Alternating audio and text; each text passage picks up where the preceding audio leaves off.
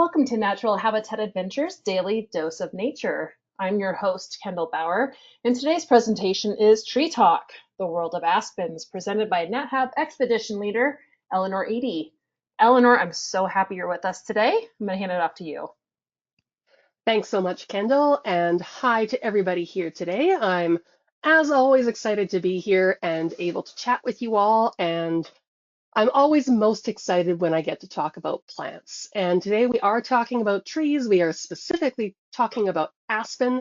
I know it is a really well-loved species of tree, and I know this because once upon a time, some years ago, I was in Colorado in the fall on a course that had nothing to do with trees at all.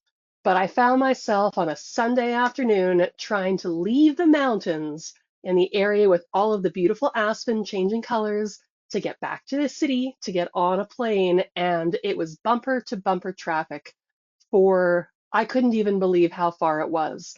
And I didn't even understand, I didn't have a concept at that time that all of these people could have possibly been there to see the trees, but so many of them very much were. For me, I'm a Canadian expedition leader. I live in southern Manitoba, so kind of the very middle of Canada. And I live in an area that we're going to talk about where aspen is a very dominant part of the landscape. So for me to see kind of the effort that people put into seeing aspen when I can look outside my window and see them all the time really realigned some of my perspective on aspen. Similar to, I think, how some of the people of Churchill, for example, feel about people traveling so far to see northern lights and polar bears. So today we're all here for Tree Talk. We're here to talk about aspen, and we have a lot to talk about because it's a really interesting species. Um, to start with a quick overview here, we'll again dial into more of these things here, but aspen is a common name. It's not a scientific name. So it refers actually to multiple tree species within a group of poplars, as the larger group that we're talking about here. Aspen, as we know them, are native to the northern hemisphere. You don't find them in the southern hemisphere unless they're a planting, and they tend to like cooler regions with mild summers. There's certainly some exceptions to that we'll talk about as well. Um, they're what we would call medium-sized deciduous trees. So they are trees that turn color and drop their leaves in the fall. They're not huge, they're not tiny, they're just somewhere just perfectly in the middle. And they tend to grow in areas that are dominated by other types of trees. So aside from some locations that we'll talk about, aspen usually make up part of the forest instead of being all of the forest or a major part of the forest. Um, and if you want to get into the scientific side of things, the genus that our aspen belong to is called Populus, or the poplars, and they belong to the Salicaceae family, which are the willows. So overall, they are related to that really big group of trees that are found all the way through the world, which are the willows. And then as we narrow into the genus level, which is the next taxonomic level of relatedness, they are contained within the poplars. Okay, let us move on. So we're not going to get too stuck on taxonomy, I promise. Even though I love taxonomy, we're not going to get stuck on this. But I really just wanted to introduce kind of the idea of how large of a group the Populus genus is, or the poplars are. Because it is so big, it's actually been divided into what are called 6 sections. Each of these sections has a common name as well as a Latin name. There's lots of reasons to love either the common names. They're easy to say and easy to remember. The Latin or scientific names are ultimately what's going to describe that group, because common names are often, shared in different ways between different areas. So the 6 sections, the aspens and the white poplar, are lumped together in section Populus, the poplars. Then we have the black poplars and cottonwoods section, the balsam poplars, the necklace or big leaf poplars, the subtropical poplars, and the Mexican poplars are all different sections. And we have historically divided these up based on just our best knowledge of how related they appeared to be. This is how science and taxonomy was done in the past before we were able to genetically identify things. And now that they've been able to actually go in and genotype all of these species, we are happy to report that these actually do appear to be true divisions. So all of the aspens are related and more related to each other than they are to the poplars. All of the black poplars and cottonwoods are more related to each other than they are to the balsam poplars, and so on. So it's one of those success stories of taxonomy which we don't always get, which sometimes you hear about when genotyping shows that, for example, that there's actually a couple of species of giraffe that we could never tell apart by eye or something like that. So with these sections, I do want to kind of start our narrowing in into that top 3 levels, because these are the ones that we are most familiar with in North America. The section populus, or the aspens, the cottonwood section, and then the balsam poplar section. And depending where you live in North America, you might have, like me, all of these species very close to you, or you might have some or none. So when you look at these guys here, and I'm gesturing in this direction because that's where I can see them, all of these species look pretty, at a large scale, they look very similar. They're certainly easy to tell apart by two species, and they are geographically distinct as well. The whole group, like the populace as a group, has anything between 30 and 60 species, depending who you talk to and how much we consider crosses and cultivars in that list. So again, it's a big group, lots of diversity within that group. So let's again narrow down and take just that left-hand side one, that section populus, the aspens, and look at some of these guys. Again, I've put down our scientific names as well as our common names. The word aspen actually comes from Old English, the word asp, which meant trembling tree. So we get our common name now kind of from that very first one that you can see on the left there, that common aspen, which is the tree that that Old English root word would have been used to describe. And we know it now scientifically as Populus tremula. It is tremula to mean it moves, so a quaking or a trembling aspen, also now called a common aspen or the European aspen. So that's kind of the one which all others are named after. We have the white aspen, or Populus alba, there in the middle. We have the big tooth aspen, or Populus grandidentata, on the right. And then there are a few other species within this group as well. This one is the one that I'm going to be really focusing on for the rest of this talk here, which is the American trembling aspen, also known as aspen, quaking aspen, trembling aspen, mountain aspen, golden aspen, trembling poplar, and white poplar. So just to give you a little idea about how much geographical variation there can be in common names, and why when we're talking about specific species, we often do revert to that scientific name just because it gets confusing to people. Who are coming at it from different areas. So if you came up to where, like if you're from Colorado and you came up to northern Canada, and I told you that that was, a trembling aspen, and you know it by the name mountain aspen, you might think that they were completely different species, but in fact, it's a single species that it's just very, very widespread. So I think that they are beautiful trees. We said already they're medium-sized trees, so they get to about 80 feet tall. There's certainly exceptions to that. They can get much, much bigger, and they get to, about 1.5 feet or 18 inches across. But again, they can get bigger. They're a really neat species. It's a really neat tree. It is the most widely distributed tree in North America, meaning that it covers the largest geographical area. So we find it all the way from Canada down into central Mexico and really all the way across. And I'll throw up a range map in a minute. It's the defining species of the biome that I live in, which is the Aspen Parkland biome, but it's found as a component in many, many ecosystems. If you are in the States and you have seen aspen or you live around aspen, You may know it as a tree of like higher elevation, as a mountain aspen species, but and this is true in the US, most aspen forest in the US is in Utah and Colorado at, between 5 and 10,000 feet of elevation or thereabouts.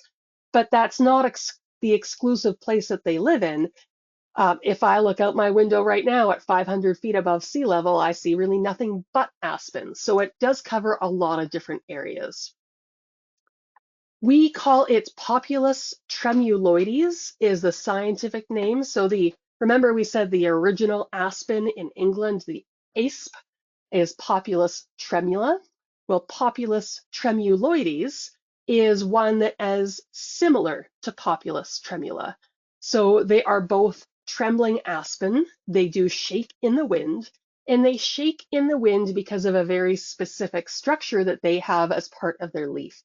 So if you have your leaf here, the little heart-shaped leaf of your aspen, the stalk that leaf sits on is called the petiole. So, and all of our leaves, unless they are like attached directly to a plant stem, they all have this little thing that separates it from a branch, that petiole.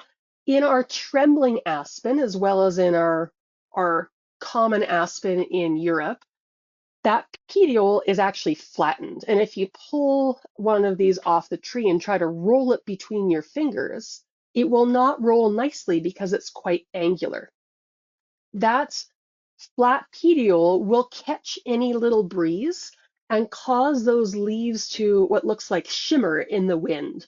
And the whole tree just looks like it's shaking and fluttering around. Really, really beautiful. And because it's, darker on top and lighter on the bottom, it almost sometimes looks like it's sparkling, especially if there's a bit of dew on those leaves. This shaking is not just beautiful, it's actually functional for the tree as well. And in some studies, they looked at, why on earth this might have been evolved and why has it continued to exist in multiple species. Overall, studies have found that there's less insect predation on branches that quake um, less. So quaking allows more light into the canopy, it decreases the temperature of the leaves, and therefore reduces the amount of water that plant requires. So it's evolutionary successful for multiple reasons, and it seems to be mostly around that water use of the plant. So not just beautiful, but functional as well. Now, a little aside before I keep talking about trembling aspen in North America, this group has been present for a long time. So when we're talking about the aspen and this evolutionary behavior, we have fossils of the aspen group going back to at least 58 million years ago in North America. And much further back than that, in China, like back into around 100 to 120, no, not that far back, pardon me, more like 70 million years ago in China. So it's a very old, very widespread, very, very successful group of trees. And if we look just at the aspen as to where they exist, so this is that first group, that populus group of our populus genus. In North America there, you can see that we have kind of two species of aspen. We have the light green being the trembling aspen and the dark green being the big tooth aspen. And then that really big section of yellow there is the Eurasian or common aspen that we talked about already, like the type aspen. And then blue is Korean aspen, brown there is the Chinese aspen, and red is the Japanese aspen. And all of these are very highly related species, but still genetically distinct. Again, though, you can see it as very much a northern hemisphere species group only. And then let's dial in here to North America. Now, this is a very busy map. We're not going to get too into this. But this is like our general group of populace and both our aspens and cottonwoods and poplars all together. So if we're looking at the species group as a whole, like look at how successful they are. They've basically taken over or are present in almost every habitat in North America between the trembling aspen, which is shown as like a diagonal hatch mark there, between the balsam poplar, which is the pink, our eastern cottonwood is in yellow, and then we have, what do we have here? A number of other poplar species there as well, and cottonwoods too. So the other one there, the blue, is the black cottonwood. So incredibly successful. Like if you've never paid attention to aspen, we really truly just have to go outside and have a look because they've been taking over the world while we haven't been paying attention. Let's get back to our trembling aspen though here, close to my heart. And again, what we usually mean in North America when we say just aspen, we are usually talking about that Populus tremuloides or the trembling aspen. This is the species distribution. So take a look. It's just like all the way through Canada and that down then into the mountain range, like the Rocky Mountains in the US, and then some little bits and blobs elsewhere too. So when we know it as mountain aspen in the States, that's why it kind of makes sense there. That's truly where you find it in the US. And then getting up into Canada and into the northeast part of the US, it's just kind of a major component of our overall forest.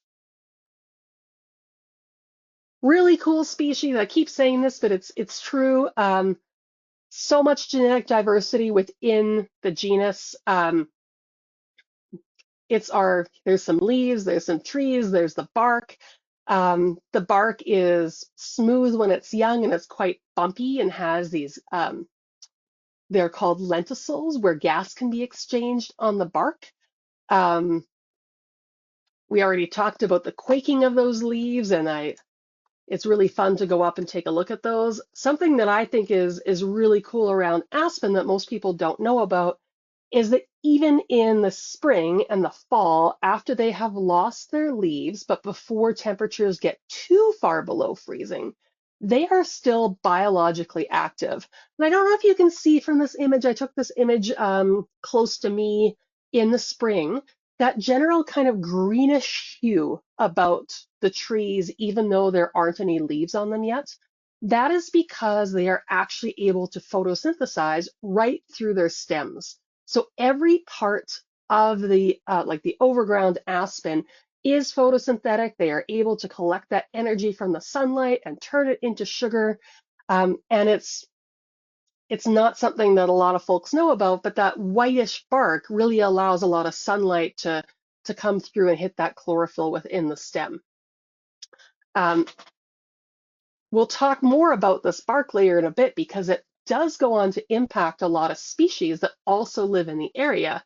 But one of the ways that humans use aspen bark, as well as willow bark, you may already know about, one of the chemical compounds that are found in barks of the willow family, of which the aspen is one, as we know now, are salicylates. You may know the compound acetyl salicylic acid, otherwise known as ASA, otherwise known as aspirin. This is a very, refined derivative from this type of bark extract that we get from our willows and aspens. So these can be used for medicinal purposes. They are used as analgesics. They're used to reduce fevers. They've traditionally been used really anywhere that you find aspen, which as we know now is all around the northern hemisphere. And it's you only need about 1 to 3 grams of bark, so about the size of a quarter or so, will give you the correct amount of salicylates to work as an analgesic if you are an elk, for example. So even elk and beavers and deer get lower back pain too, just like the rest of us. Now, another cool fact about aspen biology that I think a lot of folks may know, but probably not everybody, because this certainly blew my mind way back well upon a time, is that when you look at an aspen tree, you are looking at not a single tree, but you're looking at a part of a larger individual. Aspens reproduce by cloning, meaning that when they kind of reach as far as they want to grow up or they have room to spread out, they will send out lateral shoots that then become other upright trees. Those remain connected to the main tree that they came from. They send nutrients and water and everything else back and forth. It's all the same organism. It's not like it buds off and becomes its own separate tree. And the best way to really get an eye for these large clonal organisms is in the spring and in the fall. Because in the spring and the fall, there are some timing events surrounding leaves, whether they are putting leaves out or losing their leaves, that happens with some very individualistic genetic timing, right? So every tree turns yellow at a slightly different time. Every tree gets its leaves at a slightly different time. The whole forest doesn't leaf out all at once. And so when you look at an aspen stand and you see that, oh, this clump over here has leaves and this clump over here does not, that's when you can say, huh, hang on a second here. I'm not looking at 100 trees in this image. I am actually looking at two trees. The one that's starting to leaf out there on the left and the one that has not yet started to leaf out on the right.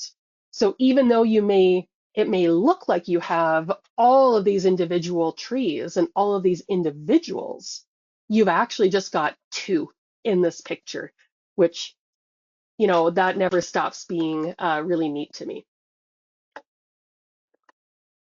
And here's this one's not my image, the last one was, but this is an image from southern Utah, and it's just, again, showing that different timing of the different clones through their life stages. So in aspen, as well as other trees, the trigger to start converting sugar in your leaves and pulling all those nutrients out is related to daylight.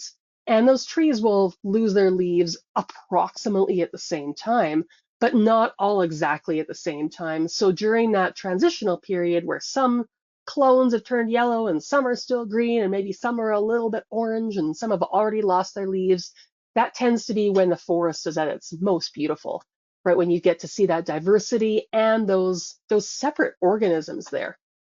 Really cool. And again, with the fact that those are all separate organisms, let me just go back here for a second. So there's one tree in yellow. There's another tree in green. Here's another tree just starting to turn. Here's another tree yellow over on the left-hand side. The other thing about these aspen is that they are flowering plants. They do produce flowers, but each individual is either male or female. In plant science, we call this dioecious or dioicous if you're me and looking at mosses, but dioecious for us vascular plant people. So there are separate sexes. So when we look at that forest, you're like, maybe that's a female, maybe that's a male. These are the plant flowers on the upper left there. We have the female on the left and then the male next to it. They don't use animals like insects as a vector to transfer the pollen to the female flowers. What they use is wind. And because they don't have that targeted approach to send out their pollen to the females, they produce so much pollen. Because the flowers aren't showy, they don't need to attract insects, they don't need to attract other animals like butterflies or bats. They're really not showy, and most of us don't even notice when aspen flowering season happens unless you happen to be allergic to aspen pollen, which many people are, because it is produced in such huge numbers, right? If you're a male tree and you're taking up like an acre of forest because you're a massive tree, you've got to produce so much pollen to throw it into the wind with the hope that that tiny little cell is going to hit a female flower somewhere else that's not related to you. So they really overproduce on that pollen, and if you're allergic to it, all that pollen goes up into your nose. The fruits are also not that exciting to look at, right? It's not an apple or anything, that looks important to us. The fruits are here in the upper right. They are, again, wind dispersed fruit, so you have that little fluff, and then the seed is attached to the fluff, and in this case, the fluff is biologically the fruit. This fluffiness is often blamed by people for allergies. When aspen or willows or poplar go into fruiting season and they start to drop all that fluff and all of that fruit and all of those seeds, this is usually, depending where you are, also the time of year when the grass is starting to flower and produce its pollen, and so is the ragweed. So if you sneeze when you see that fluff, you're probably not allergic to the fluff, but you're allergic to something else that's out there at the same time as the fluff. Just a little allergy fact for you there. Don't want the aspen to get all the blame when it's really the grass that's the problem. And here is a picture I took in springtime, again, just outside my house, of a beautiful aspen grove in flower. So beautiful. Oh my gosh, can't you just see those millions of flowers all over? Truly, for me, the best way to tell that the aspens are in flower is that number one, I start to sneeze. Number two, the trees really start, like that bark starts to really green up. So you can see that that photosynthesis and that movement of nutrients and water within the body is starting to happen. But also the trees they just get a little fuzzy on top, and they really do produce their flowers up towards the top of the tree, which makes sense for a tree that needs to spread its pollen by wind. They want to be up as high as they can, so they catch that wind as well as they can. But otherwise, unfortunately for the aspen, not that much to write home about in terms of flowering season. Okay, so there's a little bit of aspen biology for you. Let's talk about what, besides our elk with sore backs, use aspen. Well, this, depending where you live in the world, trees like this might look familiar to you, and you can probably guess who's been nibbling on this particular tree. It is, in fact, an American beaver, specifically, again, one close to my house because I have many, many beavers very close. But beavers are not the only users of aspen bark, um, and not the only users of aspen overall. So the bark, the leaves, the buds, the tree itself support many, many animals. In fact, that bark, as it starts to green up in the springtime, has been a traditional spring food for humans throughout its range. I have never peeled the bark off to eat it, but reports say it tastes like honeydew and it is very healthy for you. So if you're out in the spring and you have an aspen grove to yourself and you'd like to try eating some bark, it is a very healthy, safe food to eat with lots of nutrients. And it's very high in carbohydrates in the springtime as well. The bark, aside from, feeding hungry humans and hungry beavers, it feeds snowshoe hares. It, feeds moose, black bears, rabbits, porcupines, deer, grouse. Um, and then in terms of the animals that we brought with us into these areas, sheep, goats, and cattle will also happily eat the bark as well as the buds. Some of these will also eat the foliage too. So elk and deer certainly like to eat the leaves off the aspen. Um, there's certainly an amount of specialization that goes into who eats what. Aspen as well as other willows are a major species for beavers, as we've mentioned. So in this image here, you can see that this beaver has felled all of these logs, or all of these trees rather, and they will often go along and eat the bark off the main log. These are not logs that beavers are using in their dam construction. They're far too big for a beaver to move. But what they will actually do is cut the branches off all of these fallen trees and take them to either use for dam construction, or these fresh green shoots, they actually take them into the water, submerge them, and will save them underwater for overwinter feeding. And they'll eat that fresh green bark that way all the way through the winter as well. Various animals nest in aspen groves. Various animals will feed on, buds like moths and butterflies.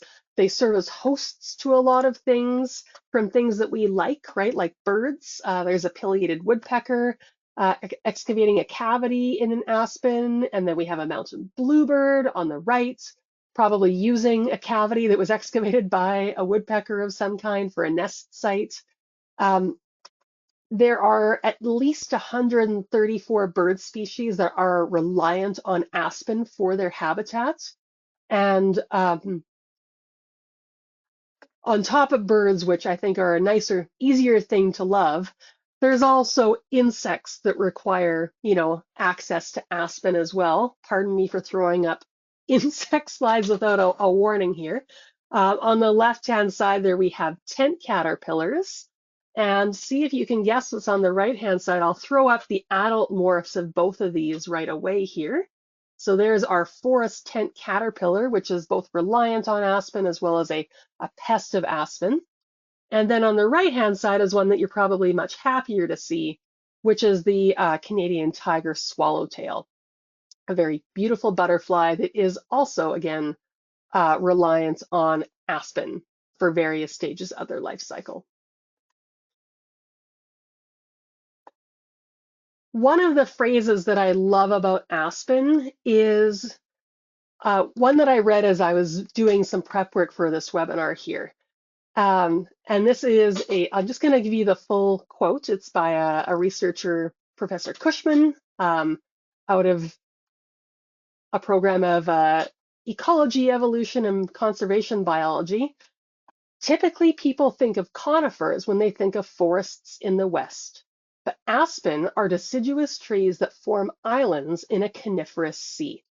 They are sequestering more carbon, capturing more precipitation, and holding on to this water through their extensive root system, more so than other trees. So as we think about like where these aspens are found, I put up that distribution map on the right, but on the left, I've got the different biomes of North America. And something that I think is really neat to look at here is how that single species there, that just the trembling aspen, we've already talked about how we have other aspen in North America, how it stretches into so many different biomes. So in some areas, again, it may be a very dramatic, very big part of the landscape. It may be little islands within our big coniferous forests of the American West. But it really is everywhere, and it's important everywhere that it is because it plays host to all of these species.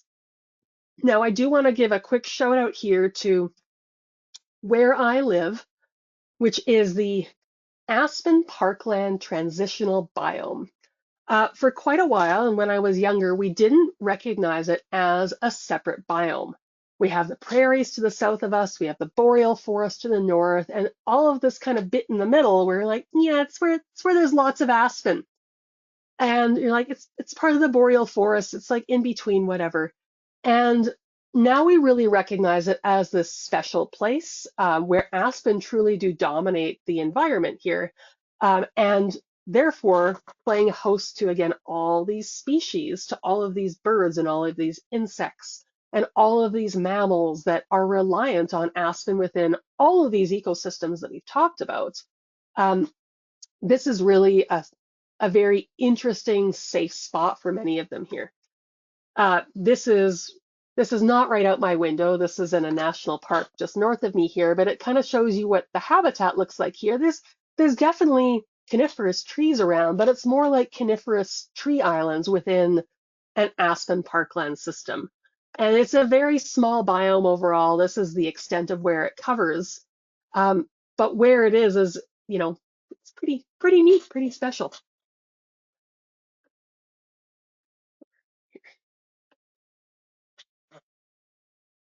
So just another view of what this can look like here. This is a more riparian area, so there's a lot of wetlands in this habitat as well. And this ecoregion here, our Aspen Parkland Transitional Biome or ecoregion, is really this rich mosaic that, again, covers the biological requirements for so many species. Unfortunately, like a lot of really important habitat that's quite small, a lot of it has been converted to cropland and other land uses. Over 80% of it has been converted to cropland. So that land that's protected, like this is a protected area here that I showed you in the last image was as well, those are both really important for conservation of the species that are reliant on the aspen and the aspen parkland system. Now I'm gonna kind of switch gears a little bit here and talk about aspen conservation and some of the struggles that aspen are facing today. Now, aspen aren't struggling in the way that other species might struggle. They are adapting to a changing set of circumstances. And circumstances, if you're a plant who can't get up and walk away from something you don't like, your circumstances always change. And instead of like adapting as an individual, the species is what has to move and adapt. So this image here is looking at historical ranges of our North American aspen over the last 20,000 years or so. So 20,000 years ago is really when that massive Laurentian ice sheet really started to recede off our continent. So all of that white blob there is showing that ice receding back. And aspen have always like required the same habitat, right? They like it a little moist, but not too moist. They like it fairly warm, but not too warm. They tend to prefer cool summers. That hasn't always been in the same location. And if you have a massive ice sheet sitting over all of Canada, you're not going to be very successful as a tree species to be trying to grow underneath that ice. So 20,000 years ago, we still had a lot of aspen in North America, but it was found much, much further south than we find it today. And as that ice sheet receded and as temperatures continued to warm, we've gotten to now where we are right now with that species distribution kind of taking us in that diagonal line across the continent there. So all of this kind of makes us think about, well, if this is the change that aspen has dealt with over time, how is it dealing with the continuous change that's being thrown at it these days? Because climate is never a static system, right? We can have periods of time where climate is more stable, but we're certainly aware that the climate, especially in certain areas and especially in the summer, has been very different in the past number of years than it has been in years previous. What does that look like for aspen today? Well, in some areas, right, it doesn't always look great. I live in the heart of happy aspen land, and I'm here to tell you that in many, many areas, aspen are doing thumbs up, just great. And it's actually kind of hard for me to look at these pictures of aspen really not doing well, because that makes me very sad. It's not like how I like to see my aspen looking. So in some areas of its distribution, aspen have been suffering a phenomenon of what's called aspen dieback, or I'll talk more about sudden aspen decline is another name that you might know it by. And sudden aspen decline, or SAD or SAD, is really kind of what it brings to mind. Starting in like the mid 90s or early 90s even, people began noticing increased death and increased mortality in aspen stands, especially in the southern areas of its distribution. This has continued to accelerate through the 2000s, and we are still engaged in a lot of debate these days about why it's happening here and now. Is it the same cause for every area of aspen dieback? And how does it relate to historical levels of aspen? And I'll go through like a few pieces of this right now, because the first piece I think is a really interesting one to consider. And it's one that if you've heard of sudden aspen decline, is one that you may be less aware of because it's still up and coming information. So let's just go back here's our here's our aspen distribution, 6,000 years ago, which is basically what it is today. This is a large area, and this is an area that has had humans in it for a very long time, right? We have evidence of human habitation going back at least 20,000 years, if not further, in a lot of these areas. Humans, as well as other factors, have really changed those habitats through time. One of the ways that we have changed this habitat significantly from 6,000 or 8,000 years ago is removing a lot of the large grazing mammals, i.e. bison, from this range. Bison used to fully, completely overlap with the distribution, not just of the trembling aspen, but of all the aspen species in North America. And our bison numbers, which used to be around 300 million, we think, which are now probably closer to 6,000 in the wild, you can see that that might make a difference in how the community reacts to things. And if you followed some of the other webinars, you've probably heard about some of the wolf introductions that have happened in Yellowstone. Those wolves being introduced to Yellowstone have, helped control the elk population. The elks were overgrazing on aspen and not allowing aspen to thrive. And so as the aspen started to come back and the elk numbers were down, everybody went, wow, we get to see this. This area should have been aspen habitat this whole time. And then we reintroduced bison, and the bison were like, blup, blup, blup, I'm going to stomp all over your baby aspen. And the aspen died right back again. And it just goes to show you that there's so very many factors that go into where species exist that it's really hard for us to fully understand the way things would have been 6,000 or 10,000 years ago.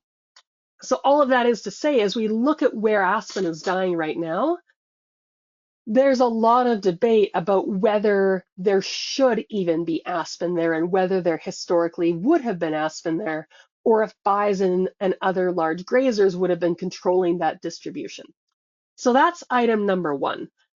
Is it like, yes, they're dying, but should they even be there in the first place, according to historical distribution? Now, in terms of what is actually causing these things to go, well, there's so many factors, right? Things that have come up in discussion have been bug outbreaks like forest tent caterpillars and poplar borers. There's been fungal invaders. There have been droughts that have impacted these species. There have been cattle grazing in these areas as well. There's been fire suppression, and we'll talk in a second about why stopping fires would be harming aspen. And then the overarching question of like, what has climate change done to change where the aspen are? We know that climate affects where species exist. As the climate warms, we should and will expect species to change their distribution based on that.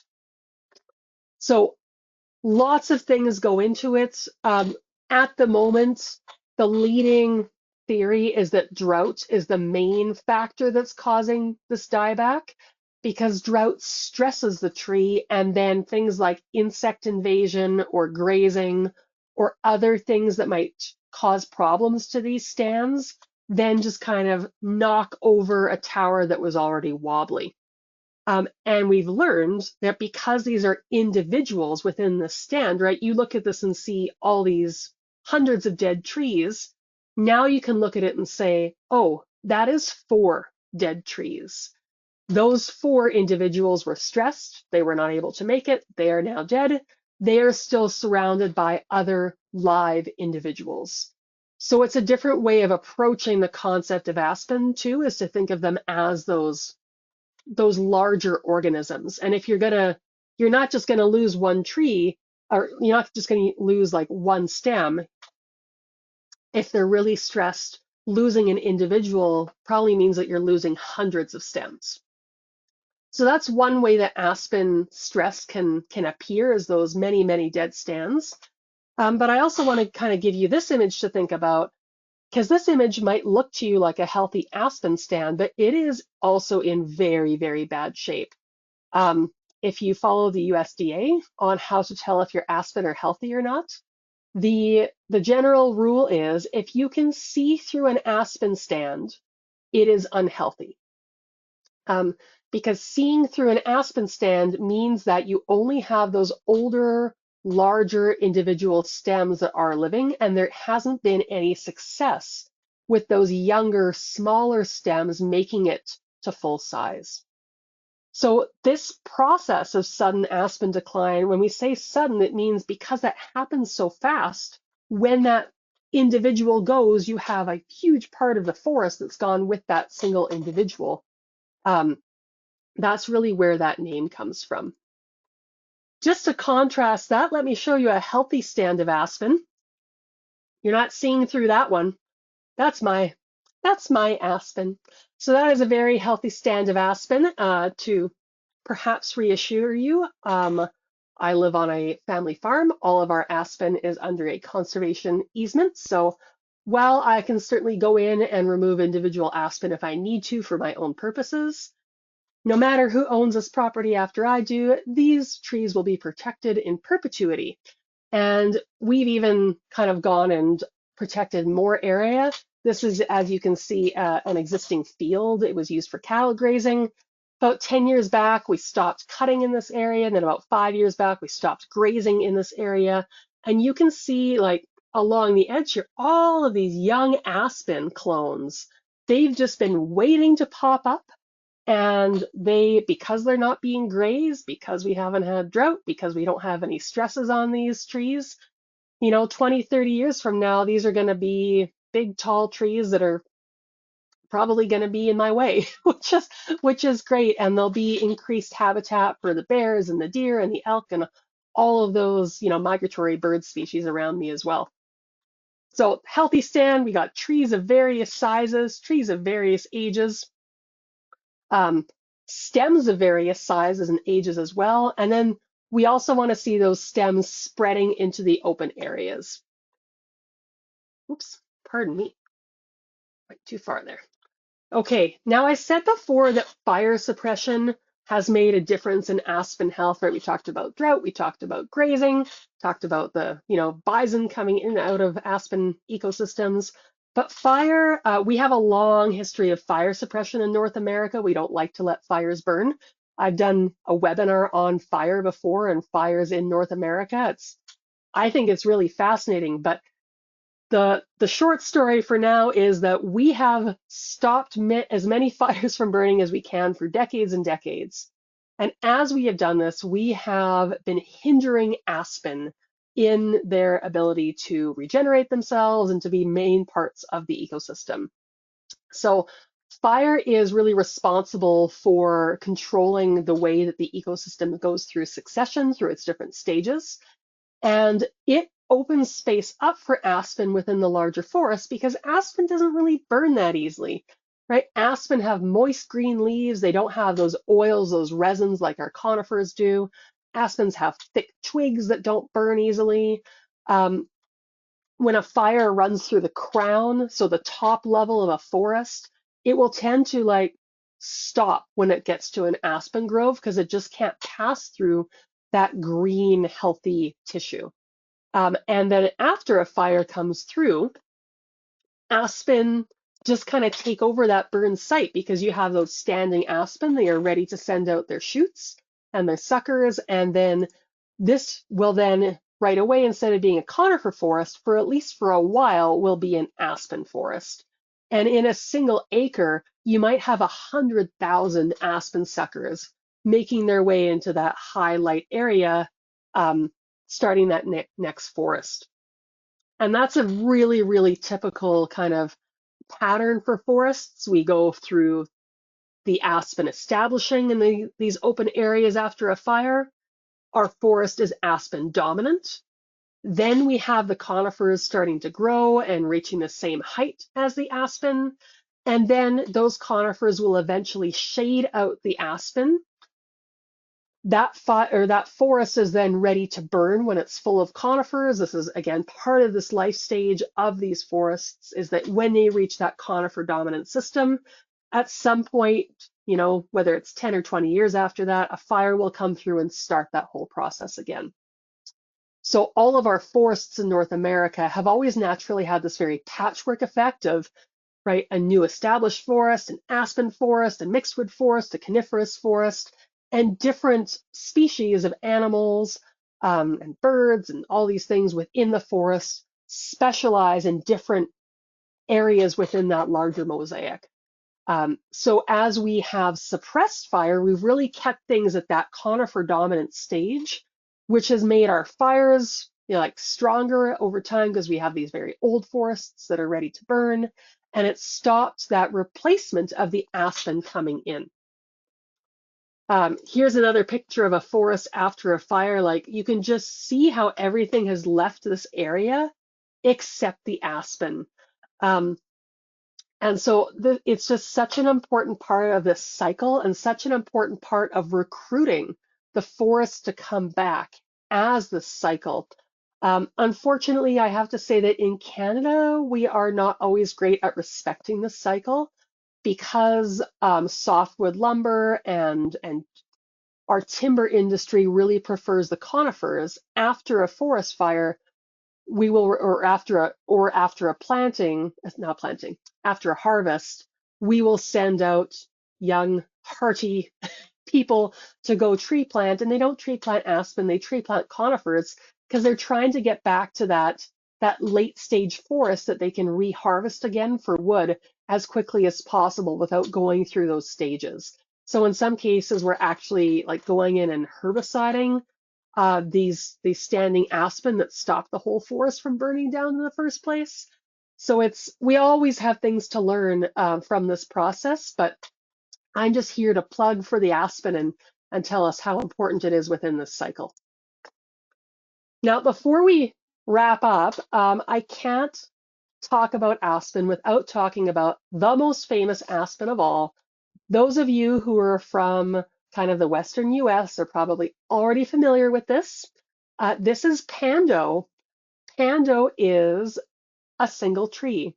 It is a trembling aspen or a quaking aspen tree in Utah in the Fish Lake National Forest. Pando is a male aspen tree. He has around 47,000 stems and spans over 106 acres. Around the world, this is, as far as we know, the single largest tree by weight and by area that it covers, as well as being the largest aspen that we know of. It was first thought to be a single organism back in the late 70s by a forester who was doing investigations around the area and was like, man, there sure are a lot of male trees around here. And because, as we know, we can see how trees change color at the same time, it thought maybe this is a single tree, and it's now been genetically confirmed as a single individual. It is a protected tree. We do protect our special trees in the world. Might know it as the Pando clone or the Pando tree, and estimated weight of 13.2 million pounds. Now, Pando is protected, but hasn't been protected forever. We haven't recognized Pando as this individual for all that long. We do think he's been around a very, very long time, like up to around 12,000 years old. Has gone through different stages of health. Now, we talked about healthy clones and healthy forests. If you look at Pando on the left, you'll see that there isn't a lot of young trees or young stems coming up. So now that we have some restrictions on the area, and they've actually put in exclusion fencing to control the amount of grazing and browsing that happens in there, we're hoping that Pando starts sending up some young shoots that survive a bit better into the future. So I will leave you with this very beautiful photo of aspen trees in Colorado, and why I had to fight traffic that day so many years ago, because they are so very beautiful. And with that, I will hand things to Kendall for questions. Thank you so much, Eleanor. I'm very familiar with those lines of traffic. It's a very popular destination for peepers, that's for sure. All right, well, we have a few minutes for questions for Eleanor, and we have a few already submitted. So if you have a question that you have yet submitted, I invite you to do that in your control panel, and we'll do that for the next 5 or 10 minutes here. All right, the first question that came in is someone's wondering if birch trees are at all related to aspens. Yeah, so birch trees are not within the same kind of grouping as aspen at the lower taxonomic level, but they as well are lumped in with aspen and poplars and cottonwoods and willows in that larger willow family. So if I'm just thinking back to the years that I've tried to teach people how to identify willows and how everybody struggles through this process. It is a large group that doesn't include just the willows, but all of these other kind of taxonomic groups as well. And just to confuse things even more, a lot of these species will also hybridize pretty happily with each other. So um, best of luck to you if you're ever trying to learn to ID willows in your neck of the woods. It's really interesting. Uh, Another question that came in, someone was wondering if aspens have been used or could they be used to outcompete invasive trees? Oh, that's a great question. And I don't know what studies have been done on that, but I will tell you, like aspen are, as long as their needs are being met, right? They have enough light, they have enough moisture. There is very little that will outcompete an aspen in the peak of its life. Um, so I kind of showed you those aspens. I'll just kind of swing back here, moving into my yard. Where did I go here? This far back? This far back? There we go. Here are aspen outcompeting a bunch of other non-native plants. So here's an example of, this was a, like ground was broken probably 130 years ago on this farm.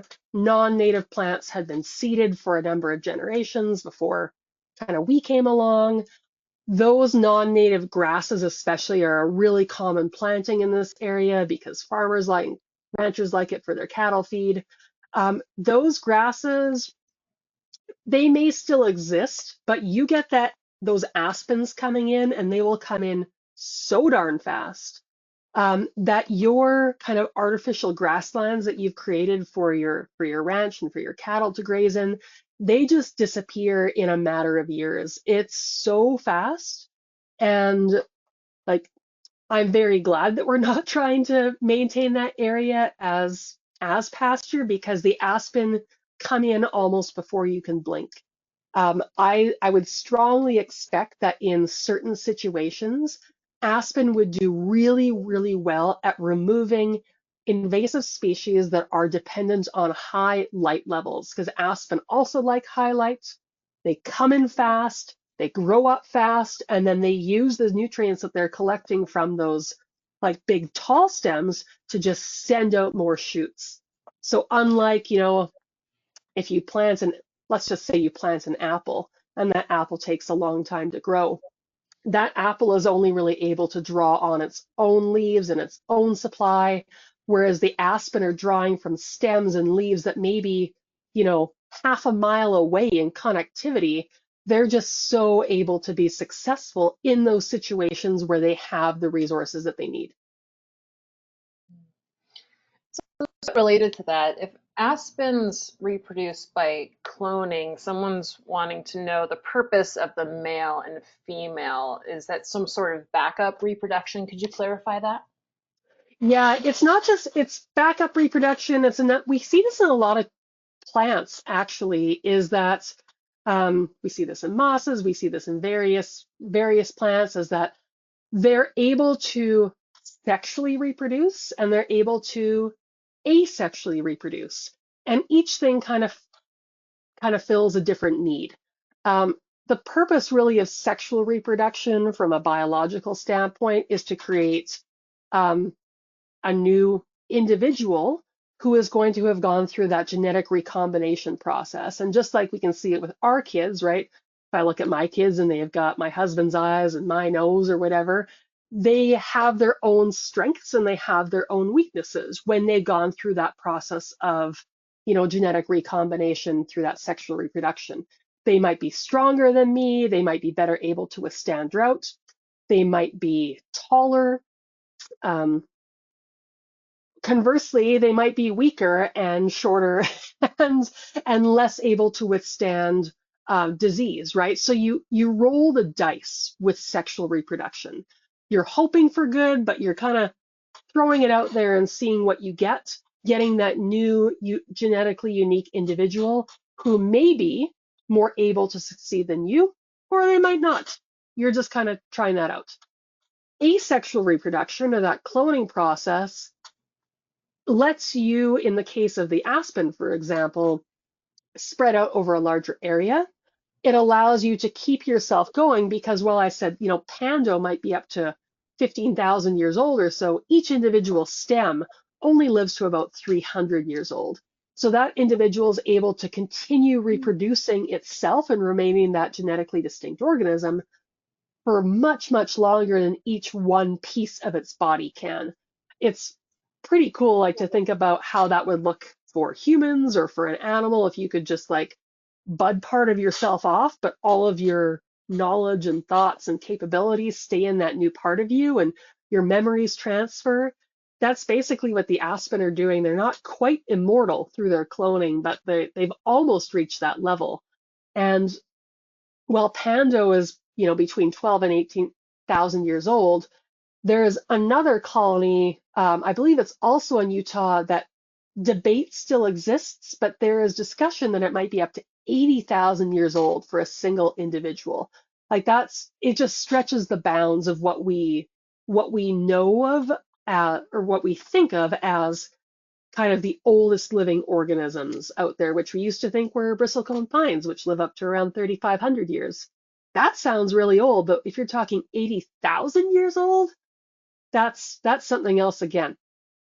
Let me just come back to sexual reproduction for a second, because the other thing it allows you to do is send those seeds off into the wind, and then to possibly, just like we throw our kids out to university and hope that they land somewhere that's not quite as far as Australia so we can go visit them, but you know, they're going to go off and they're going to be successful. Those aspen are doing the same thing, so they make their new little bundle of seed and they throw them off into the wind and hope that they land somewhere different, that they're going to be successful. So it allows that distribution and that expansion and that dispersal of not just the species, but also the individuals. All right. Thank you so much, Eleanor. We are past the top of the hour, so I'm going to call it there with questions. This was so fascinating. I need to dig in and learn more about aspens. I'm going to get all the books I can now after reading this, or after hearing this, excuse me. All right. I'm going to hand it back over to you, Eleanor, for any closing comments you'd like to make. All right, thanks, Kendall, and thanks everybody for coming by today. I hope that wherever you are, it's not too hot, and I hope that you get a chance to go out and enjoy the summer forests, whether or not they contain aspen. I will be looking at aspen for all of us and appreciating them through my mosquito-filled forests. Thanks for coming by today, and thanks, thanks, Kendall. Thank you so much, Eleanor. I'm going to really appreciate the Aspens even more this fall. Thank you so much for this presentation. And thank you to everyone who tuned in today. Be sure to join us tomorrow for our next Daily Dose of Nature. You can check out the rest of the week's lineup, including registration links, on our website at nathab.com/webinars. We did record today's presentation, and we'll have the replay available on our website soon. And with that, I'll conclude the webinar. Goodbye, everybody.